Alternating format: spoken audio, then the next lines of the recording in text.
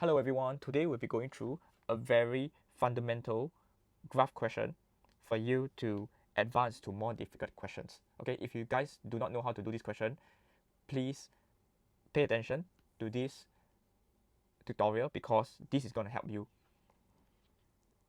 So over here we have a quadratic equation. We can see that this x squared minus 6x plus 4, we have to make it into a complete the square format. Okay, so this is the complete the square format.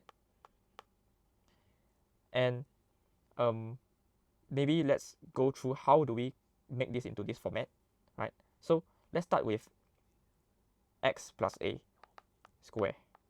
Okay, if you guys are familiar to your identity, okay, let me shift this around up here. If you guys are familiar with your identities, x squared plus 2ax plus a square. Okay, so how do I get this? Some people try to use their memory and memorize this, but I would always like to prove this. Okay, so let's do it step by step. If you guys are not sure about this, that's fine as well. We can do it in the fundamental form whereby x plus a and x plus a, right? Because you see the square here, right? So the square applies to x plus a. So now it is x plus a multiply itself, which is another x plus a. Okay, and then over here we do the rainbow method, x times x squared, right? X times a, this is ax. And then now I'll go bottom, a times x, ax, a times a is a squared. Okay, so now x squared plus this is 2ax plus a squared, right? So you can see that when you have x plus a, you will get this. Okay, and over here maybe I can just do some labeling, right? I call this the head. Okay, and then I call this the middle body. Okay, and then now I call this the last part, right? Maybe I should put it as yellow. Okay, the last part, the tail. Okay, so I want you to pay attention to this format. Okay, this is the head, the body, and then this is the tail. Okay, so why do I label them like this? Okay, it's because if you compare the body, right, the 2ax, right? Okay, let's see here. Let's show you something interesting. If you compare the body to ax, this is the body, right? And we compare it to this formula, right? Okay, compare it to this formula here. Wait, compare it to this formula here. Okay, the body is actually the negative 6, right? Negative 6x is actually the body, right? And the last one is the a square, right? But the tail we will ignore first. So we focus on the body first, right? So the 2ax is, so now I can say that 2ax equals to negative 6x. In this case, a equals to, I can divide by x on both sides. And then now, negative 6 divided by 2. So a equals to negative 3, right? So now I actually know that your a here is negative 3, right? Just by doing this. Okay, so if you guys forget how to do complete the square, go back to the fundamental concepts, which is working backwards. Okay, asking ourselves, right, how do we work backwards from here? Right, we expand it out and we have this head, body, tail format. Okay, this is very important, head, body, tail format, right? So now your a is negative 3. We know that a is negative 3, right? And what is your b? So just now, okay, let's say when we put let's say now I put back, right? Okay, I'll have to erase this. Let's erase this first. Okay, later I will summon it again if I need it. So let's say if we put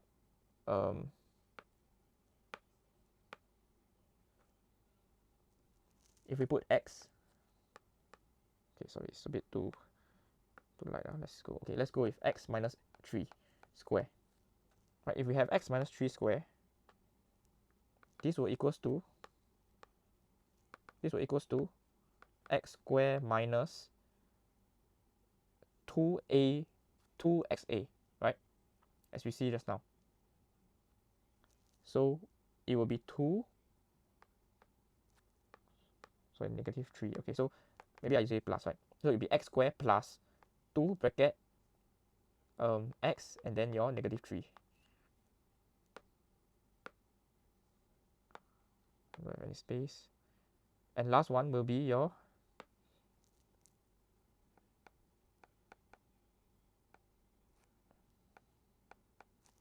a squared, correct? So now if we expand this out, it will be x squared minus 6x plus 9. Okay, we have an extra plus 9 here. Okay, so now when we expand this out, right, you see we started off with this, right? We started off with this thing. We expand it out, we get plus 9.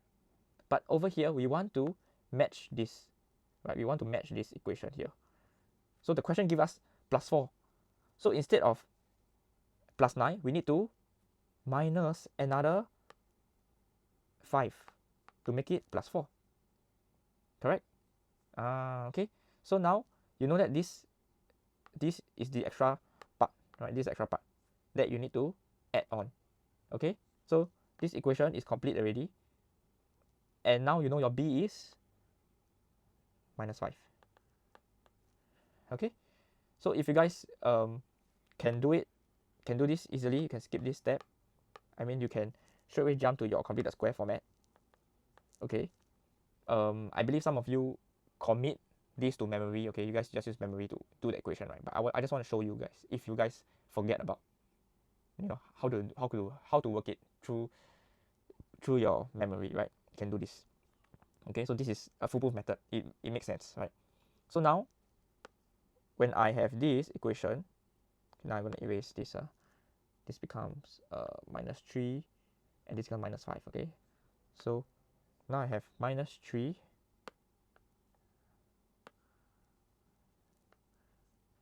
here. Okay, let me use a different ink. Now we have minus 3 here, and now we have minus 5. Okay, we have completed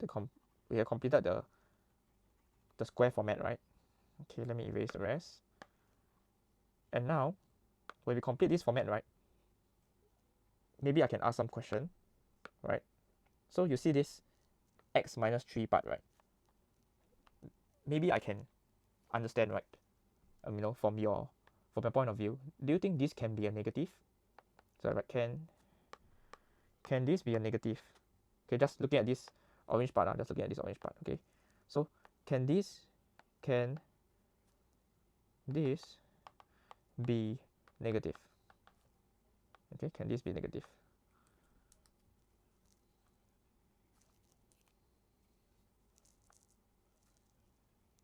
Okay, and if you realize the square is on top of the bracket, right? So if there's anything square, right, it's impossible to be negative, because let's say right now over here is you can input any number, right? So let's say you put negative 10 to be x, right? So you put in the calculator negative 10 minus 3 and then you put square. Okay, so your calculator will put negative 13 square, and then you will get a positive number. Okay, so you can try any number of x. All right, go take out a calculator and go and try. You can put negative 10, put negative 1, put positive number as well, but you will always get positive because of the square. Okay, because of the square. So and this is because any negative number, let's say negative 2, right, it multiply by itself, it will become positive. See the negative number? The negative symbol will become positive symbol, right? And then the number will multiply to get 4. Okay, so the negative symbol will always cancel each other out. All right, and now if you know that this is always positive, okay, so now we know that this is always positive. Maybe I can ask you, what would be the smallest value? Now what is the smallest value Okay, what's the smallest value of this bracket thingy? Okay, so this bracket thing, yeah, what do you think is the smallest value? Right, so if you put in your calculator and you try maybe put -1, -2, +5, etc., right, you will come to the conclusion that because it's always positive, what is the smallest value of positive is 0. Okay, how to make this whole thing 0? X equals to something wrong with my pen. Okay, x equals to 3. Because when x equals to 3, this one will become 0, right? 3 minus 3. Right, so when x becomes 3, this one will become 3 minus 3. Okay, and now if this is 0, y equals to -5. Okay, so now actually from this equation, right? Okay, let's see. Yeah, from this equation, right? You see this x square? You see this x square here? So if this is a positive x square, do you think this is a smiley face or a sad face? Okay, so this one you can commit to memory. It's very simple. Positive x square is a smiley face. Okay, so now you know that this.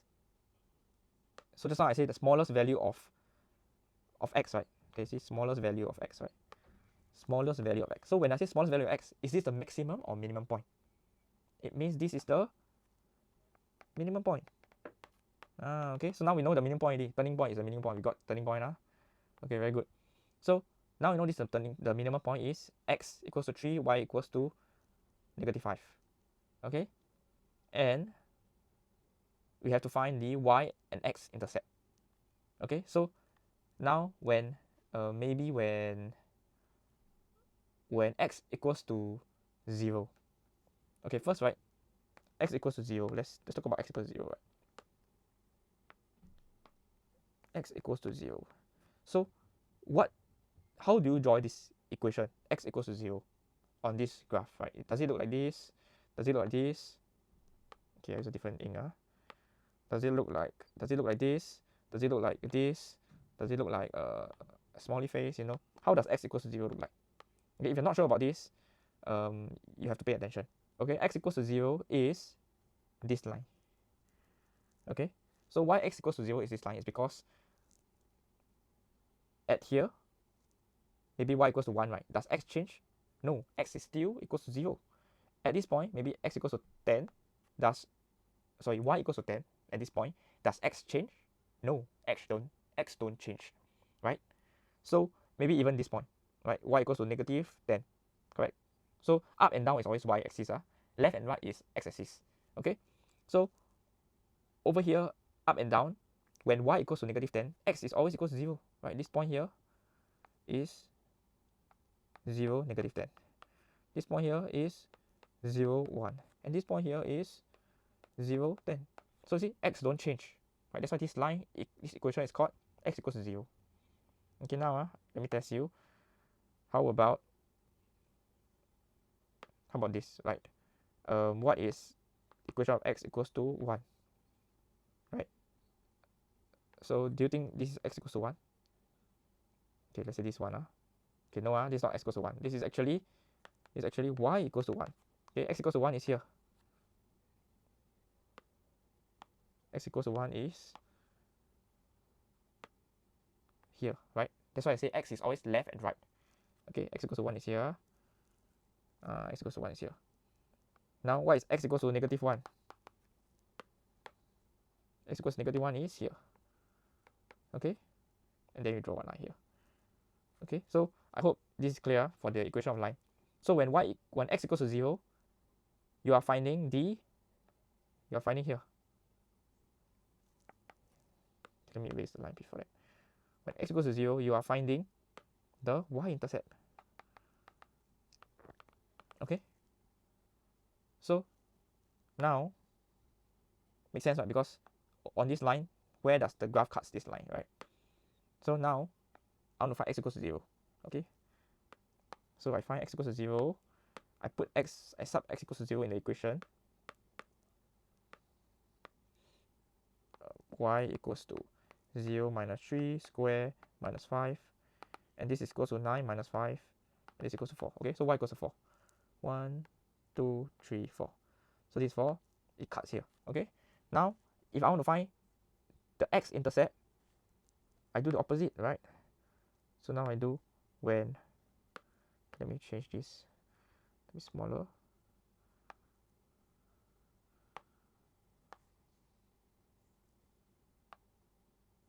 Okay, so now I do the opposite when y equals to 0. I'm finding the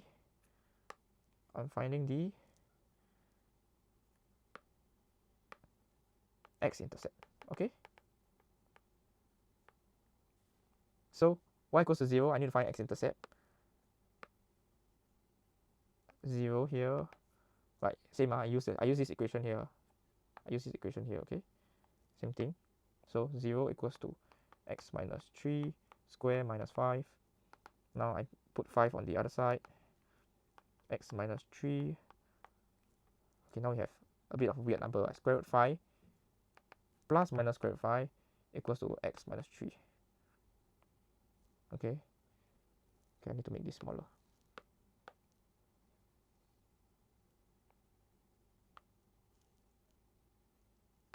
Okay, and then now my x equals to, from here I have to answer, my x equals to,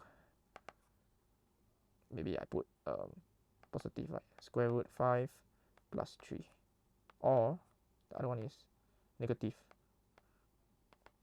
right? So 3 minus square root 5. Okay, maybe I write the same way as just now.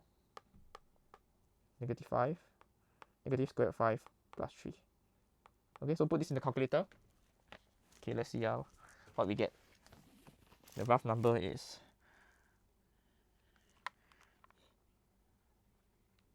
so put this in the calculator. We have 0.7. Okay, maybe I say this one. This one we get okay, let's present it properly. Okay, so this one we get x equals to 5.2, 5.24. Okay, and the other one we get x equals to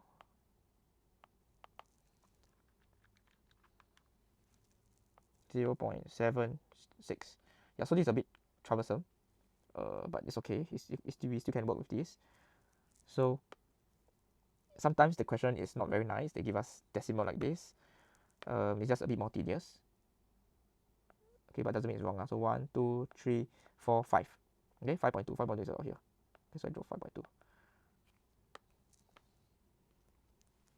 So I draw here is 5.24. Okay, and then the other one is 0.7. So 0.7 is before 1. Correct. So here is 0.76. 76. Okay, so now you see I have all my points, right? I have this dot here. Okay, make the dot obvious. So I have this dot here, I have this dot here, and then now it's time for me to finally draw my curve. Okay, time for me to finally draw my curve. So let's erase this and use this pink color ink. Okay, so my curve. Okay, I still need to erase everything else. Okay, let's go with this. Okay, let's resize this. No. Okay, let's move this to the side.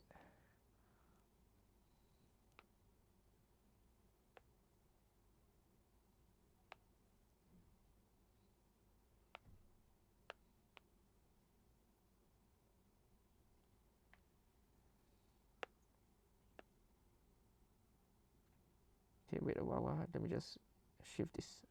Everything will be here instead.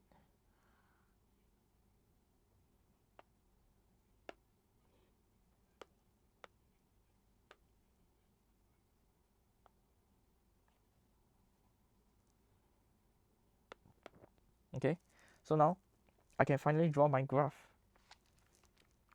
Alright, and ensure that the graph goes through your 4.